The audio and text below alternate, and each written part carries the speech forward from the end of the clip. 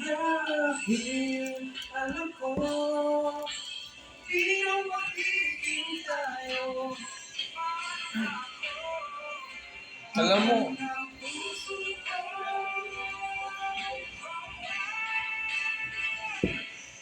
na ang puso hindi sa'yo.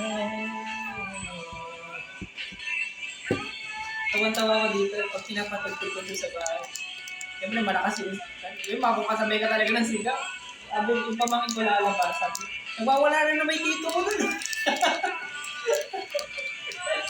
Halata naman kasi in love ka. Kaya ganun reaction mo. Kaya ganun yung action ng katawan mo. In love ka eh. Di ba kasi kung hindi ka in love, hindi mo siya gagawin. Parang wala lang, as in plain music lang siya sa'yo. Pero dahil nandun ka sa situation na in love ka, nadadala ka doon sa song, nadadala ka doon sa message ng song. Na-internalize mo siya eh. Na parang akmang-akma Parang nangyayari sa akin to na ito yung sitwasyon namin eh. Yun yung nangyayari.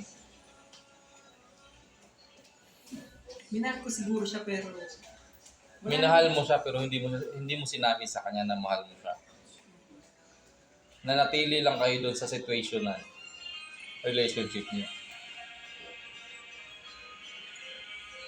Ayaw mo rin kunin yung commitment niya. Kasi parang ayaw mo rin mag-commit.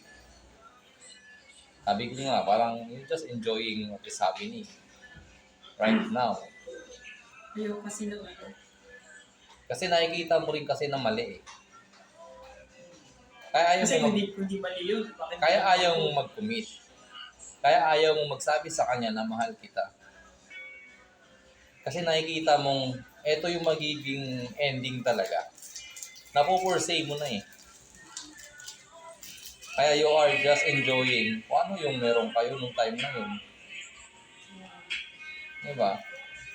Kaya lang, nakakapanghinayang. Kaya lang, mali kasi. Sabi ko nga, diba? Walang isang mali na maitatama sa isang pagkakamali. Ang ano na lang doon, you just wait for the right person.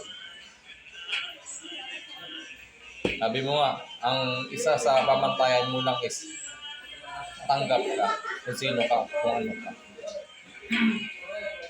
Yun yung number 1 mong pamantayan.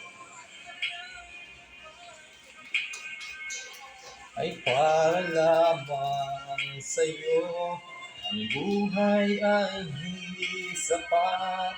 Kapag wala ka na sinta, sana sa bawat sandali kapiling ka. Sana'y kapiling ka.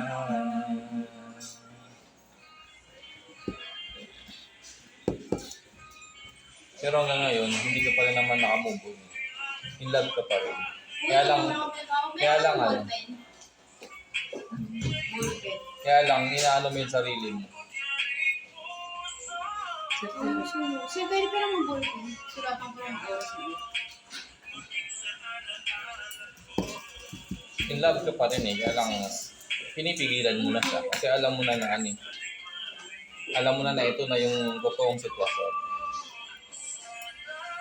Kaya kinokontrol mo na yung sarili mo. Kaya lang, kita pa rin naman sa aura ng mukha mo. In love ka pa rin.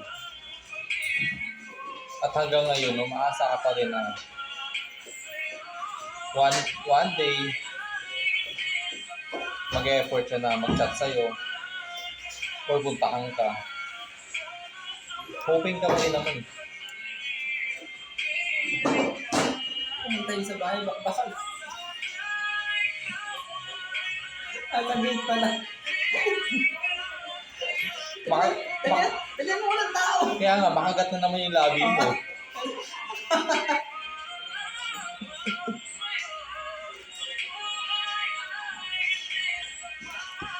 Kapag wala ka na sinta, sana sa bawat sandali kapiling ka.